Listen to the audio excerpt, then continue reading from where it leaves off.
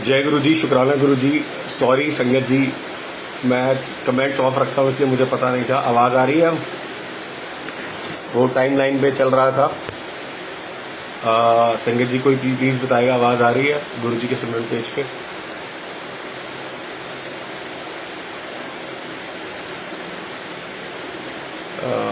जय गुरु जी नीलम, जय गुरु जी। पहले मुझे पता नहीं था, वो गलती से दूसरे पेज पे शुरू हो गया था। अब गुरु जी के सिमरन पेज पे ही चल रहा है और आवाज़ आ रही है। I am audible? जय गुरु जी, शुक्राना गुरु जी। तो मालिक ये बुलवा रहे थे कि सॉरी आप थोड़ा सा गला करा रहा। मालिक ये बुलवा रहे थे कि कैसे फिफ्थ पार्ट में ये सुनाया कि कैसे हम एक सेकेंड संगत जी, मैसेज आ रहा है, फैन धीरे कर लो, थोड़ा फैन धीरे कर लेता हूँ।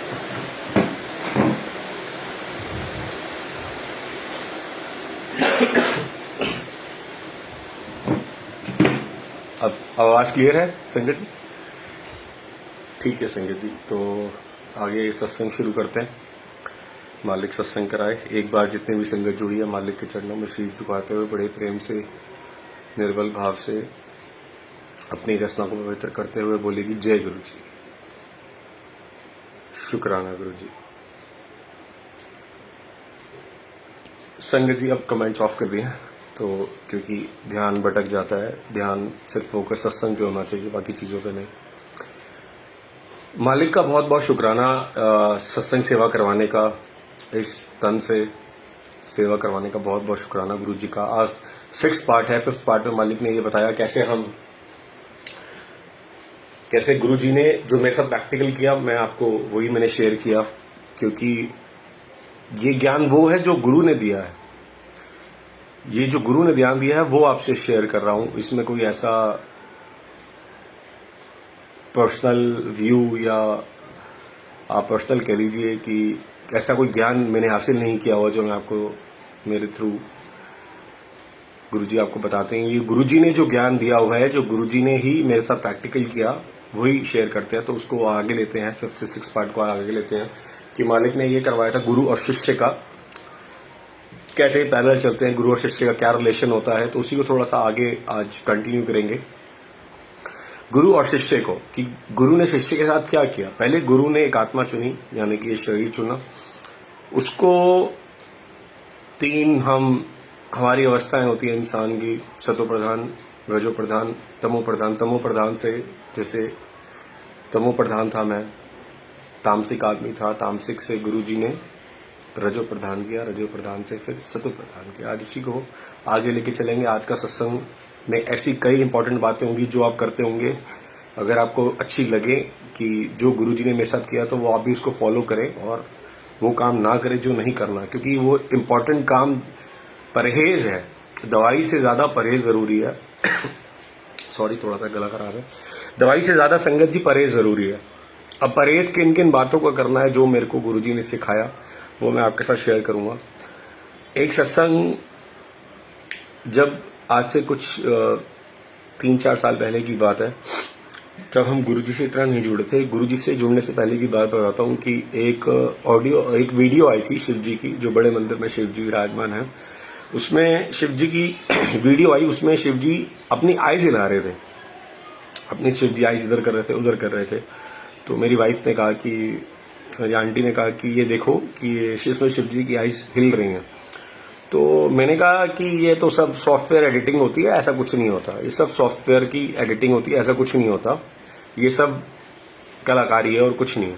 आज संगत जी यकीन नहीं करेंगे। और बहुत चीजें, जैसे हम पहले बोलते थे, अरे अब ये कौन सा गुरु आ गए, आजकल गुरु जी हो रहा है, क्योंकि हम किसी को बर्दाश्त भी तो नहीं कर पाते अगर कोई चाहे सच्ची चीज भी आए। क्योंकि सच्ची चीजें तभी हैं क्योंकि झूठी चीजें हैं, और झूठी तभी हैं क्योंकि सच्ची चीजें हैं। अगर एक पानी की बोतल या एक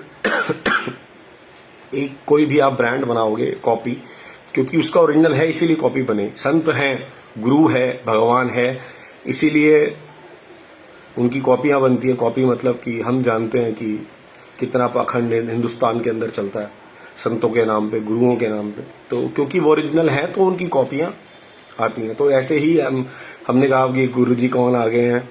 अब जब फेसबुक खोलो गुरुजी गुरुजी, जब फेसबुक खोलो गुरुजी गुरुजी, भाई ये गुरुजी क्या है? क्योंकि हम पहले बहुत सारे गुरुओं को फॉलो कर चुके थे, और आपने जैसे सत्संग सुना ही होगा पिछला कि बहुत सारे गुरुओं को फॉलो किया, पर कहीं भी आत्मिक शांति नहीं मिली, क्योंकि हमें बताया नहीं था कि गलती हमारे अंदर, हमारे गुरु के अंदर नहीं है। तो वो गुरुजी ने बताया। तो हम भी कहने लगे कि ये जो आईज शिव जी हिला रहे हैं ये सब सॉफ्टवेयर की कॉपी है, इसमें ऐसा कुछ नहीं है, ये सब सॉफ्टवेयर एडिटिंग होती है। संजय जी जैसे ही कुछ टाइम हुआ, बड़े मंदिर जाते हुए गुरुजी ने बड़े मंदिर लाना शुरू किया, लंगर प्रसाद खिलाना शुरू किया। जैसे प्रॉब्लम थी को, एक IBS प्रॉब्लम थी, तो गुरुजी ने वो ठीक की, लंगर प्रसाद शुरू किया। हफ्ते में 5 दिन हम रेगुलर, 2 दिन छुट्टी होती है, मंगलवार और बुधवार, 5 दिन रेगुलर गुरुजी ने बड़े मंदिर बुलाना शुरू कर दिया। एक दिन सोमवार का दिन था संगत जी। कोशिश करते थे कि टी पॉइंट से किसी को बिठा लें, कि जहां तक किसी को जाना हो, अगर हमारे रास्ते में कोई आता है तो, क्योंकि रात हो जाती थी तो कोशिश ये रहती थी कि थोड़ी सेवा हो जाए, जब जा रही है गाड़ी खाली है तो सेवा हो जाए। तो एक मंडे का दिन था संगत जी। शाम का हमारा उस टाइम स्लॉट नहीं होते थे, शाम को हमारा प्रोग्राम बना मंदिर जाने का, तो बड़े मंदिर जाने का प्रोग्राम बना। तो बड़े मंदिर से जाते ही जैसे ही हम वापस आ रहे थे, टी पॉइंट पे संगत मिली। 2 अंकल थे, उनको हमने पूछा अंकल आपने कहाँ जाना? उन्होंने कहा हमें पटेल नगर जाना है। तो हमने अंकल कोई नहीं बैठो, हमने आदर्श नगर तक जाना है, हम आपको रास्ते में ड्रॉप कर देंगे। अब संगत जी जवाब कैसे देते हैं गुरु महाराज? देखो कि हमारी क्या सोच होती है, गुरु महाराज जवाब कैसे देते हैं। अब आदत थी कि जब भी संगत बैठती थी तो सत्संग शेयर होते थे, ताकि एक रास्ते का पता ना चले, दूसरा कि मालिक जितना हम सत्संग सुनते हैं उतना हमारा गुरु से प्यार बढ़ता है। मैंने इतने सत्संग सुने, रघुवीर अंकल के इतने सत्संग सुने, मैं आपको बता नहीं सकता कि मैं पूरा दिन रघुवीर अंकल को सुनता था। मेरे को उससे प्रेम पैदा होता था, क्योंकि वो गुरु जी से मिले हुए हैं। फिर उनके बाद शिव अंकल जी को सुना, फिर और भी अंकल्स को सुना, पर मेरा एक रघुवीर अंकल जी के साथ, मैं आज तक उनसे मिला नहीं, मैंने उनको देखा नहीं है, पर एक खास उनके सत्संग के साथ मेरा कनेक्शन है। क्या? क्योंकि ना मेरी भूख है ज्ञान की, उनके सत्संग में ज्ञान होता है। वो जब भी सत्संग शेयर करेंगे ज्ञान से शुरू करेंगे, कोई ना कोई पंक्ति लेंगे, कोई ना कोई बाणी से कोई ना कोई बाणी की पंक्ति लेंगे, फिर उससे सत्संग शुरू करेंगे। वो मुझे बहुत अच्छा लगता था। उसके बाद फिर वो गुरु जी की, उनको क्या पसंद था, गुरु जी क्या करते थे, क्या उनका व्यवहार था, मुझे बहुत अच्छा लगता था। फिर उनके बेटे जी का, बाबा अंकल के भी सत्संग सुने, बहुत अच्छा लगता है। क्योंकि जब हमें कोई अपने गुरु के बारे में बताता है ना कि हमारे गुरु जी ऐसे थे, हमारे गुरु जी ऐसे थे, बहुत अच्छा लगता है। क्योंकि गुरु से प्रेम बढ़ता है, गुरु से प्यार बढ़ता है। तो कोशिश यही थी कि जितनी भी संगत मिले, गाड़ी में भी बैठे तो उनसे हम गुरु जी की बातें करें, क्योंकि हर किसी के साथ गुरु जी ने प्रैक्टिकल चमत्कार किए हुए हैं। हर किसी के साथ गुरु, किसी गुरु पा में, किसी के गुरु भाई में, किसी कोई गुरु गद्दी पे, उनको जैसे मैं उनको गुरु मानता हूँ क्योंकि वो मुझे ज्ञान देते हैं। कोई उनको भाई के रूप में, कोई गुरुपा के रूप में, कोई नाना के रूप में, कोई दादा के रूप में उनको मानता है। तो मैं गुरु के रूप में मानता हूँ उनको। तो एक संगत बैठी, उन्होंने सत्संग शेयर शुरू किया, सत्संग अपना शेयर करना शुरू करा कि वो कहते कि मैं स्कूल के बच्चों की वैन चलाता हूँ और पटेल नगर रहता हूँ और हर मंडे को आता हूँ। तो एक दिन क्या हुआ कि मेरे को ऐसे ही किसी ने उनको गुरुजी के बारे में बताया, वो गुरुजी मंदिर चले गए। उसके बाद वो नए तब जुड़े थे, तब शिवरात्रि निकली थी, कुछ महीना पहले शिवरात्रि निकली थी। उन्होंने अपना सत्संग शेयर किया। उन्होंने सत्संग शेयर ये किया कि कहते अंकल मैं गुरुजी के साथ कैसे जुड़ा, कि मुझे गुरुजी ने सपने में दर्शन दिए, मुझे मोर के साथ दर्शन दिए, मुझे डांस करते हुए नजर आए, ऐसे चोले जो मैंने कभी देखे नहीं थे, गुरुजी ने उनको सपने में दर्शन दिए। फिर गुरुजी ने उनको बड़े मंदिर बुलाया, बड़े मंदिर बुला के जिस चोले में दर्शन दिए उसी वही चोला गुरुजी ने वहां पे पहना हुआ था। जो कमरे में जब हम जाते हैं और गुरुजी के जो चोले सुंदर सुंदर जो वस्त्र, गुरुजी के चोले जो टंगे होते हैं वहां पे और आगे वही डला होता है, तो उनको गुरुजी ने उनमें दर्शन दिए। और ये चीज उन्होंने मेरे को सुनाई, हमें बहुत अच्छा लगा कि गुरु महाराज ने ऐसा उनके साथ किया। अब जो उन्होंने दूसरा सत्संग सुनाया वो मेरे सवाल का जवाब था, जो मैंने कुछ टाइम पहले अपनी वाइफ के साथ शेयर किया था। वो क्या था संगत जी? वो ये था कि कहते मैं शिवरात्रि को कहीं रास्ते में उतरा और मैंने भांग पी ली और मैं भांग पी के बड़े मंदिर चला गया। मुझे पता नहीं था, होश नहीं था। हम सबको पता है हमारे फोन स्विच ऑफ कर दिए जाते हैं, तो हमें कुछ भी पता नहीं था। कह रहे हैं मैं शिवरात्रि पे गया, मैंने अपना फोन ऑन किया और मैंने सारी वीडियो बनाई और मैंने शिव जी की वीडियो बनाई। ध्यान से सुनना, मैंने शिव जी की वीडियो बनाई, मैंने गुरु जी की वीडियो बनाई और मेरे को किसी ने रोका ही नहीं, मेरे को किसी ने रोका नहीं। मैं बाहर गया, मैंने फ़ोन बंद किया, मैंने जेब में डाला। एक अंकल ने मुझे घर ड्रॉप किया और जब घर जाके मैंने देखा, वो वीडियो खोली तो मैं चेक कर रहा था। जब मैं चेक कर रहा था तो मेरी एकदम शिवजी की मूर्ति के ऊपर नज़र पड़ी और वो हिल रही थी, गर्दन हिला रही थी, बातें कर रही थी। हमें जवाब दिया गुरु महाराज ने कि मैं रियली में वहाँ पे प्रेजेंट हूँ, मैं शिव रूप में प्रेजेंट हूँ, मैं आपसे बातें भी करता हूँ, मैं कईयों को दर्शन भी देता हूँ, मैं आईज भी हिलाता हूँ, मैं फेस भी हिलाता हूँ। तो मेरे को अंकल जी ने ये बताया कि वो वीडियो उन्होंने बनाई, उनको किसी ने मना भी नहीं किया और वो वीडियो में शिव जी आईज हिला रहे थे, फेस हिला रहे थे, बातें कर रहे थे। और फिर उन्होंने ये बोला कि जैसे ही मैंने वो वीडियो शेयर करना चाही, वो मेरा फ़ोन टूट गया और सारा फ़ोन मेरा करप्ट हो गया।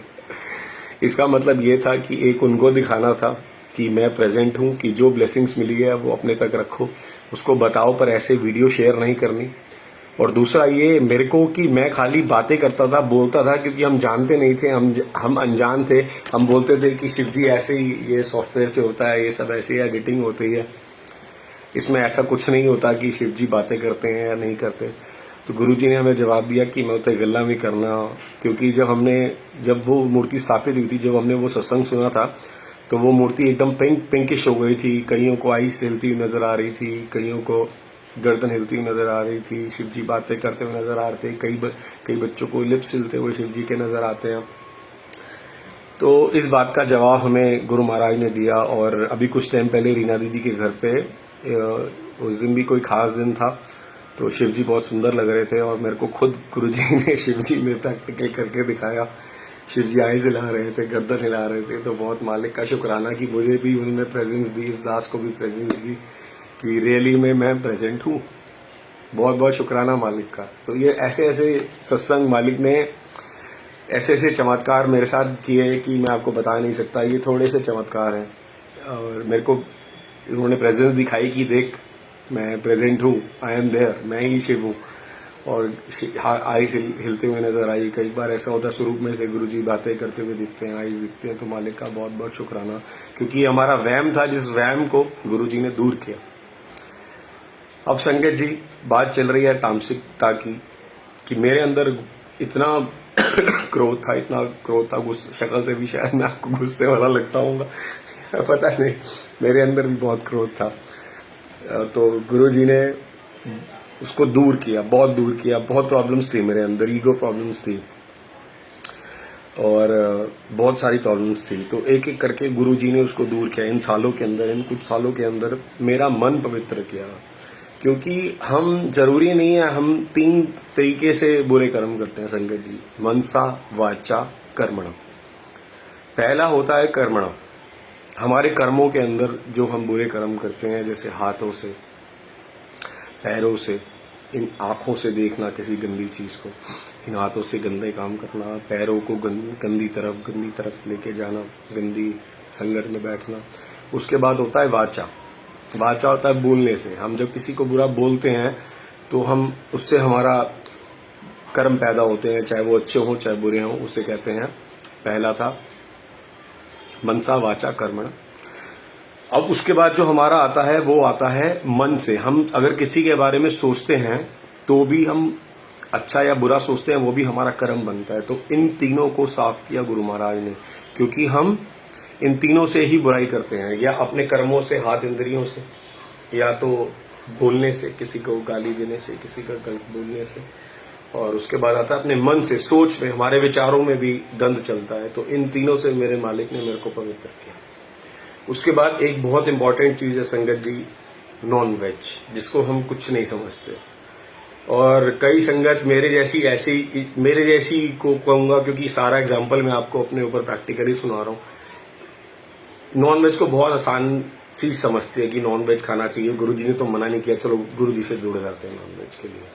गुरुजी ने मना नहीं किया, पर गुरुजी ने खाने को भी नहीं कहा, और ये कहा कि ये नॉन वेज नहीं खाओगे ता चंगे रहोगे, खाओगे ता चंगे नहीं रहोगे।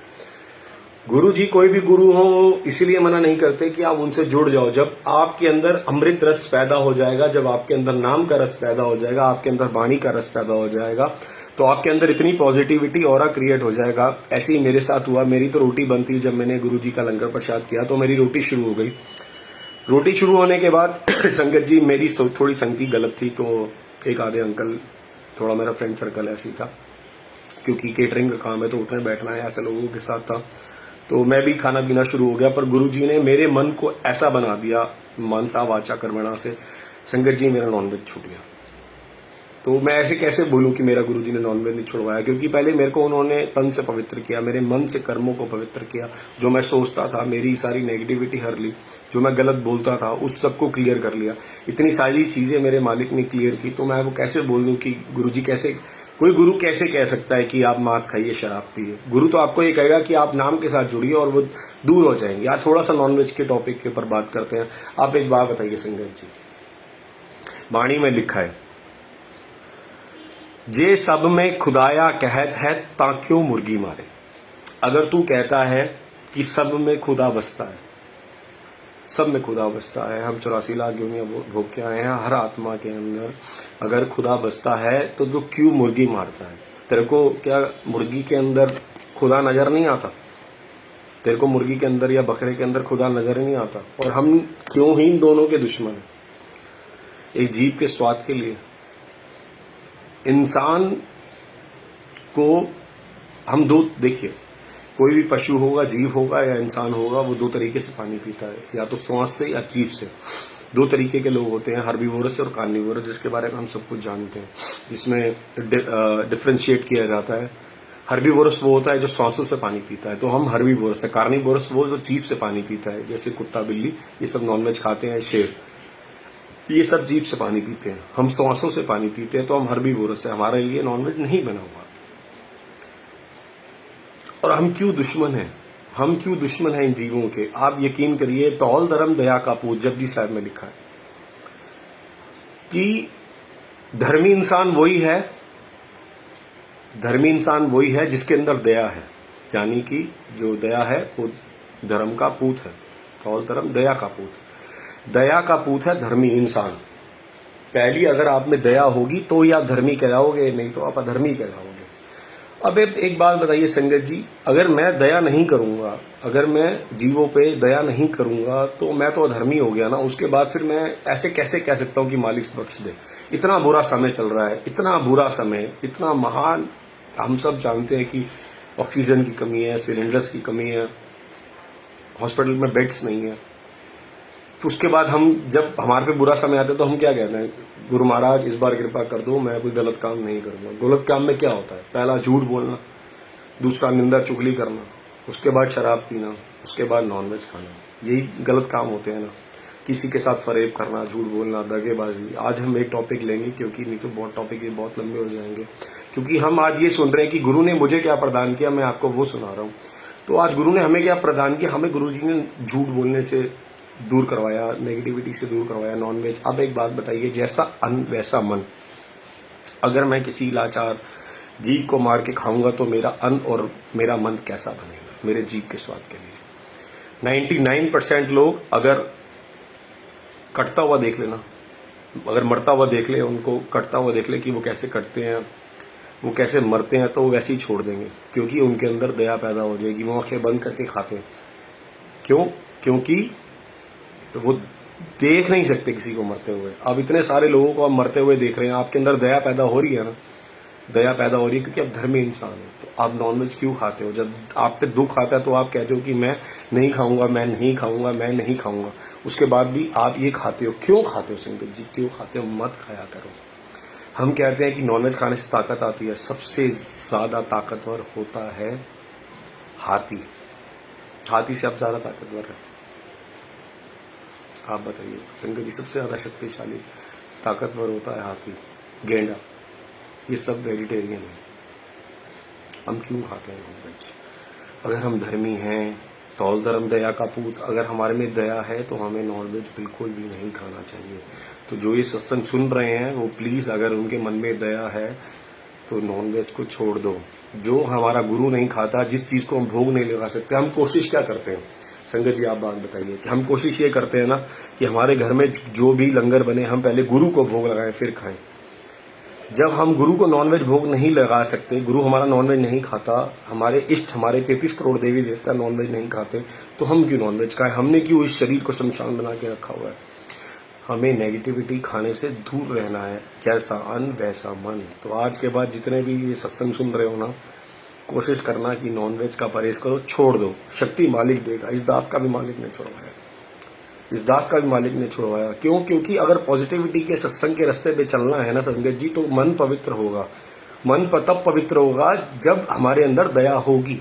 जब दया नहीं होगी, पवित्रता नहीं आ सकती। हम जितना मर्जी पाखंड कर ले, जिन्होंने खाना उन्होंने 100 बहाने ढूंढ लेने हैं, जिन्होंने नहीं खाना उनके लिए कोई बहाना नहीं। उनके लिए सिर्फ ये है कि मेरा गुरु मुझे देख रहा है, मैंने कोई भी जीव के स्वाद के लिए गलत काम नहीं करना।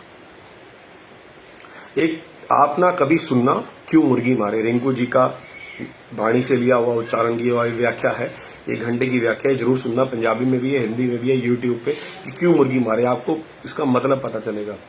उसके बाद हम क्यों मारते हैं बकरे को। ऐसे ही एक उन्होंने सत्संग सुनाया था, आपको सत्संग शेयर करता हूँ।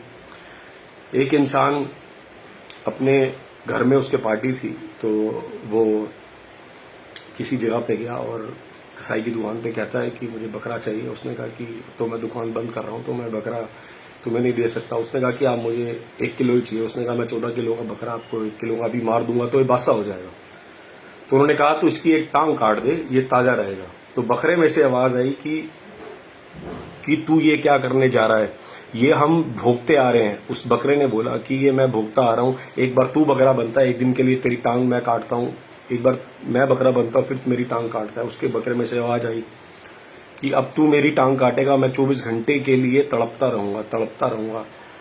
तो उस कसाई ने मांस बेचना छोड़ दिया, मारना छोड़ दिया, क्योंकि उस बकरे में से आवाज आई, क्योंकि लेने देने का चक्कर चल रहा है। तो हम तो कितने सारे जीवों को मार के खाते हैं, ये तो एक की है, हमने तो कितने जीवों को मारा होगा। आप सोचो कि एक जब बकरे में से आवाज आई कि हमें नॉनवेज नहीं, अब तू ये हमारा लेन देन चलता रहेगा, तू मुझे मारेगा, काट के छोड़ देगा, एक मेरी टांग काट के छोड़ देगा, मैं 24 घंटे तड़पता रहूंगा, कल आके तो मुझे फिर काटेगा और फिर अगले जन्म में फिर मैं तेरे को काटूंगा। यही चलता रहेगा। जब तक आप बंद नहीं करेंगे मांस खाना, जब तक आप बंद नहीं करेंगे, आपकी 84 लाख नहीं कटेगी। आप कैसे गारंटी ले सकते हैं कि आप मुझे बताइए कि मैं मांस खाता हूं, मैं शराब पीता हूं, मैं गलत काम करता हूं और मुझे जाके मुक्ति मिलेगी?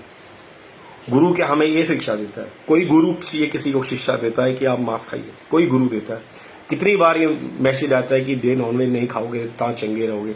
चंगे कौन रहेगा? वही रहेगा जो मांस नहीं खाएगा। आज हमारे ऊपर जो हमारी कंडीशन चल रही है, जो हमारे बुरे हालात चल रहे हैं, उसमें हम यही कहते हैं भगवान मैं गलत काम नहीं करूंगा, नॉनवेज नहीं खाऊंगा। यही बोलते हैं ना, बेड पे जाके, हॉस्पिटल के बेड पे जाके बीमार हो जाते हैं, आज तो बाद में गलत काम नहीं करना। उसके बाद भी हम गलत काम करना शुरू हो जाते हैं, क्योंकि वो समय निकल जाता है। पर जब जाके ये समय फिर इकट्ठा होगा, फिर आपके ऊपर भारी होगा, फिर आप यही तपस्या करोगे।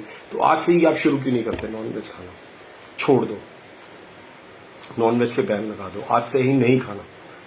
जितने भी खाते हैं सबसे हाथ जोड़ के रिक्वेस्ट है, चाहे इसका बिजनेस भी करते हैं, मांस की कमाई ना खानी अच्छी। आप एक सत्संग और इस पे आपको सुनाता हूँ।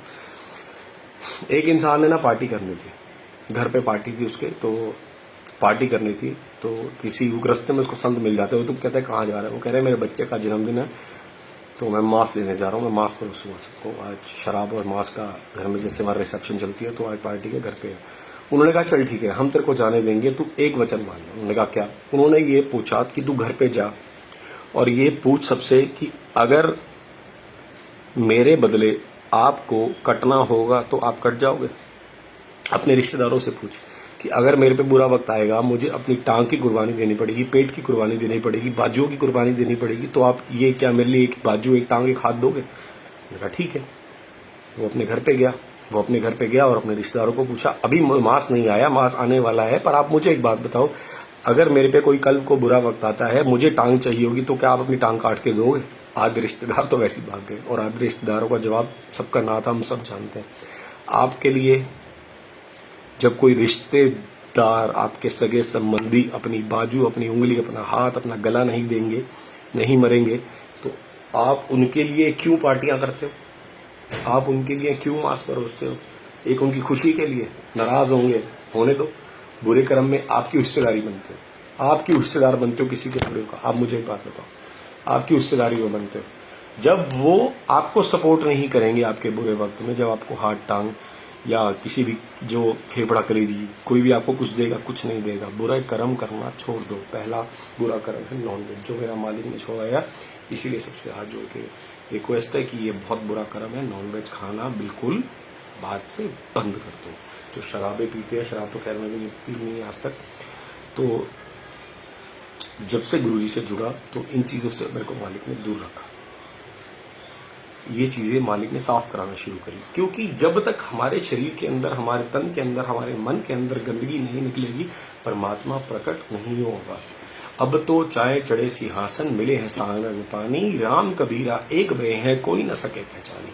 संगत जी, अब तो चाहे चढ़े सिंहासन, जैसे ही मैं अपनी अंदर से सिंहासन पे ऊपर चढ़ूंगा, मेरे अंदर राम प्रकट होगा।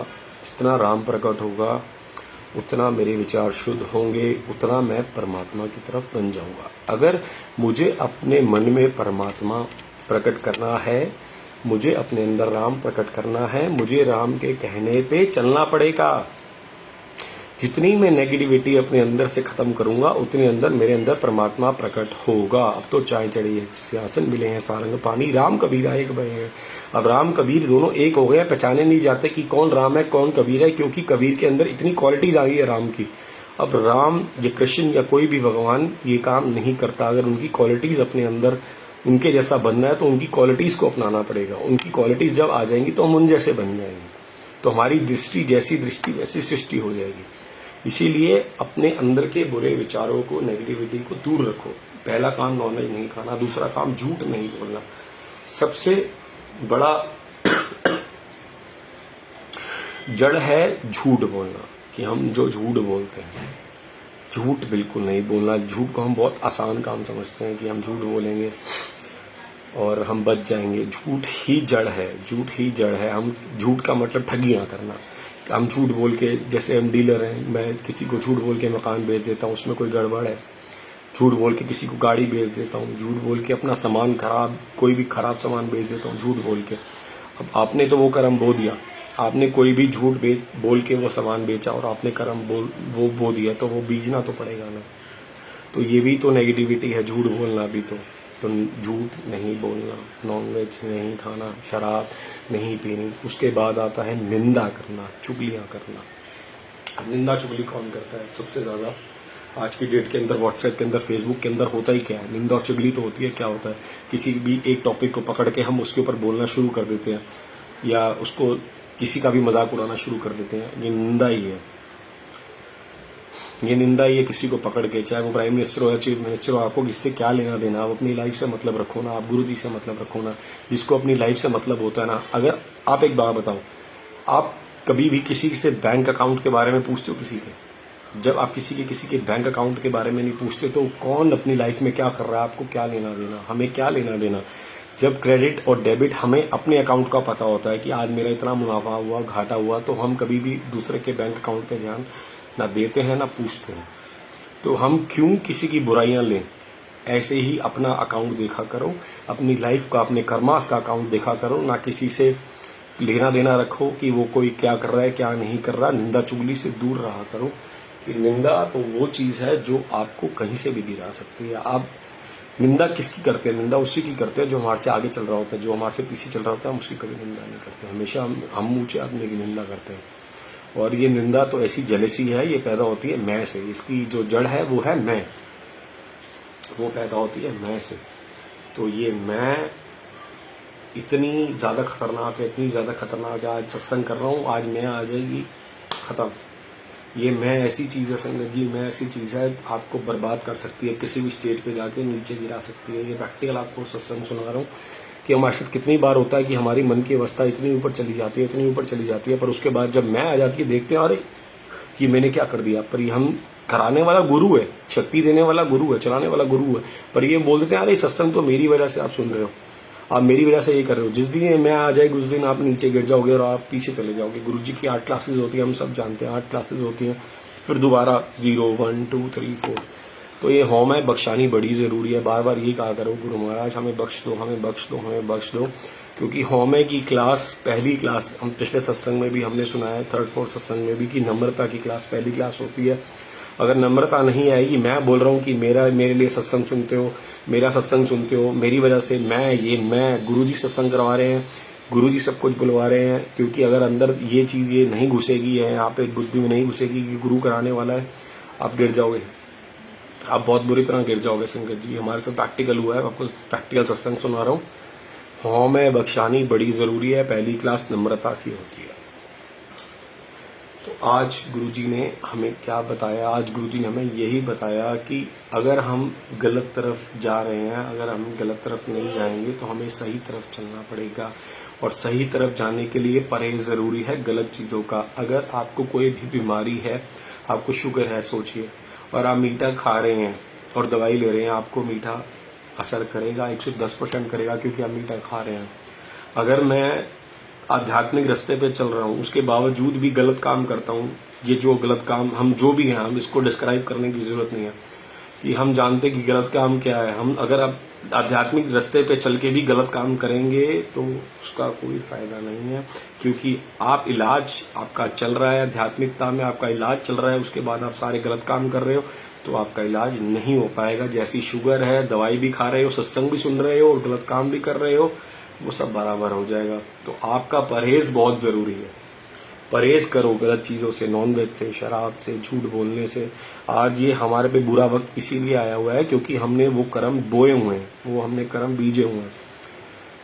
ऐसे होंगे कईयों को अभी तक भी कोरोना नहीं हुआ होगा, कईयों को अभी भी कोई बीमारी नहीं होगी, और कई ऐसे होंगे गुरुजी ने उनको डेथ टेबल से उठाया होगा, अभी डेथ टेबल से हॉस्पिटल से वापस लेके आए होंगे। ऐसे एक सत्संग शेयर करता हूँ, अभी 10 दिन पहले की बात है संगत जी। मेरी ना ऑक्सीजन कम होने लग गई, मेरी ऑक्सीजन चलेगी 95। तो छोटे बच्चे को पहले बुखार हुआ एक घर में, फिर दूसरे को हुआ, दूसरे से फिर मेरे को फीवर हुआ, 4 दिन मेरे को फीवर रहा। फीवर की वजह से मेरी पल्स भी बढ़ गई और ऑक्सीजन भी कम हो गई। तो मैं क्या करूँ, मैं हॉस्पिटल में जाके एडमिट हो जाता हूँ, हॉस्पिटल में जाके एडमिट हो जाता हूँ, क्योंकि मेरी वजह से किसी को ना फैले, क्योंकि एक बार पहले मुझे कोरोना हो चुका है, गुरुजी ने बचाया था, और दूसरी बार भी मैंने कहा कहीं कोरोना ना हो गया, तो मैं हॉस्पिटल में जाके एडमिट हो गया। तो हमने एक टेस्ट करा रखा था, वो करा रखा था हमने शायद 11 या 12 तारीख को करा रखा था। अब सरकारी में रिपोर्ट आ रही थी 3 दिन बाद, तो 3 दिन बाद टेस्ट कराया, वो कह रहे 2 दिन की छुट्टी है। मैं जाके एडमिट हो गया। अब जाके एडमिट हो गया, संगत जी हॉस्पिटल में गया, हॉस्पिटल के अंदर बेड ही नहीं था, किसी तरीके से जान पहचान से उन्होंने मेरे को बेड दिया। उसके बाद जितने भी बेड, उन्होंने 3rd फ्लोर पे भी ऑटोमेटिकली 5 बेड लगाए और 15 मिनट के अंदर वो भी फुल हो गए। मैं चला गया कोरोना वार्ड में, क्योंकि मुझे भी बेड शेयर करना पड़ा प्राइवेट वार्ड के अंदर भी। वो कह रहे थे क्योंकि हमारे पास बेड नहीं है। आप संगत जी यकीन नहीं करेंगे, मेरा वहाँ पे भी लाल कंपनी वालों ने मेरा वहाँ पे कोरोना टेस्ट किया। अब जिसकी रिपोर्ट शाम को आनी थी, तो जैसे मैं एक दिन एडमिट हुआ, मेरे को भी पहले, ये भी एक लंबा सत्संग है, आपको अगली बार सुनाऊंगा, अगर इस बार लूंगा तो ये सत्संग बहुत लंबा हो जाएगा, इसलिए थोड़ा शॉर्ट में सुनाता हूँ। कि आप यकीन नहीं करेंगे संगत जी कि ऐसे ऐसे पेशेंट्स के साथ मुझे बेड मिल रहा था, पर गुरुजी ने एक ऐसे पेशेंट के साथ दे दिया जो कि नॉर्मल था, जिसको कोई प्रॉब्लम नहीं थी। तो मैंने जैसे ही डॉक्टर होके गया, उसने कहा कि आपको भी अभी इतनी, मतलब आप घबराइए मत, कुछ नहीं होगा। तो जैसे ही वो डॉक्टर बाहर निकला, मैं अपनी वाइफ को फ़ोन किया, उसने बोला कि आपकी कोरोना की रिपोर्ट नेगेटिव आई है। मेरे गुरुजी का शुक्राना किया और मैंने कहा कि आप मेरी छुट्टी कर दो। उन्होंने कहा हाँ आप घर जाओ। मैं जैसे ही मैं नीचे बेसमेंट में गया, तो उन्होंने कहा पहले आपकी रिपोर्ट जो लाल वाले की गई है वो आ जाए, मेडिक्लेम बन जाए, ये हो जाए, वो हो जाए, फिर आपकी छुट्टी करेंगे। पर गुरुजी की कृपा से मैंने अरदास करी, तो आधे घंटे में, 1 घंटे में मुझे छुट्टी मिल गई। संगत जी मेरी 4 दिन तक रिपोर्ट नहीं आई, 4 दिन तक। जिनकी रिपोर्ट आ गई, हॉस्पिटल वालों ने ये बोला हम आपकी फाइल कैंसिल कर रहे हैं, क्योंकि आपकी रिपोर्ट नहीं आई, तो कभी फिर टेस्ट देख लेंगे। तो 4 बंदों की रिपोर्ट नहीं आई, उसमें से एक आप हो, उनकी रिपोर्ट आ गई, आपकी रिपोर्ट तब भी नहीं आई। संगत जी यकीन नहीं करेंगे, अभी 3 दिन पहले ही गुरुजी ने श्री सुखमनी साहब जी का, गुरुजी अमृत वेले के ग्रुप की सेवा लेते हैं, तो अमृत वेला ग्रुप में बहुत सारी संगत जुड़ी हुई है। तो उसमें श्री सुखमनी साहब जी का गुरुजी ने चलिया शुरू कराया, जो कि रिंकू जी की माता जी का शुरू होता है 2:15 बजे रोज सुबह। अमृत वेला 2:15 बजे शुरू होता है, हम 5:30-6 बजे करते हैं। वो अमृत वेले का समय नहीं होता, वो ठीक है आप नाम जप रहे हो, पर अमृत वेले का समय 2:30 बजे का ही होता है। 12 पहर होते हैं, जब पहला पहर ही जब 2:15 बजे शुरू हो रहा है, तो हम उस अमृत वेला 5 बजे कैसे कर सकते हैं? अमृत वेले का टाइम ही जब 2:30 से 5 बजे का है, तो हम उसको कैसे कर सकते हैं? वैसे तो रिंकू जी 12 से 6 बजे का कहते हैं, कम से कम हम नाम तो जपें, इसी बहाने हम पाठ तो करेंगे। तो श्री सुखमनी साहब जी का जो पाठ 2:15 बजे जपजी साहब जी का और 2:30 बजे श्री सुखमनी साहब जी का पाठ शुरू होता है। अभी संगत जी यकीन नहीं करेंगे, वो गुरु जी ने पहले अमृत वेला कराते थे कुछ टाइम के लिए, थोड़ी तबियत ठीक नहीं थी, बंद करा दिया। फिर गुरु जी ने ग्रुप में डलवाया कि शुरू हो रहा है। अब सेवा लेनी थी मालिक ने, तो शुरू कराया। और जैसे ही मैं उठा रात को, सबसे पहले देखा कि वाइफ के यहाँ फोन से रिपोर्ट गई थी और दूसरी रिपोर्ट मेरे फोन पे आई। मैंने जैसे ही खोला, संगत जी मेरी रिपोर्ट नेगेटिव, मेरे सारे सिम्टम्स कोरोना वाले थे। मेरा अभी भी गला खराब है, ट्रीटमेंट चल रहा है डॉक्टर की वजह से। पर गुरु महाराज की इतनी कृपा, मालिक ने कितने में क्या काटा मैं नहीं जानता। आप ये सोचो क्यों? क्योंकि हम बुरे कर्मों से परहेज कर रहे हैं। अगर मैं अभी भी बुरे कर्म करता चलूंगा तो आप सोचो 100 का अभी 10% भोगना पड़ा, तो 10% में अगर मैं बुरे कर्म करता तो मेरा 10% कितना भारी होता। तो गुरु महाराज का बहुत बहुत शुक्राना है कि मुझे ऐसा गुरु मिला जिसने मेरी सारी नेगेटिविटी को खत्म किया और जिसने मुझे बताया कि क्या सही है क्या गलत है। इसीलिए संगत जी आपसे भी हाथ जोड़ के रिक्वेस्ट है, इन बुरी चीजों से परहेज करो, श्री सुखमनी साहब जी की वाणी पढ़ा करो, अमृत वेले उठा करो।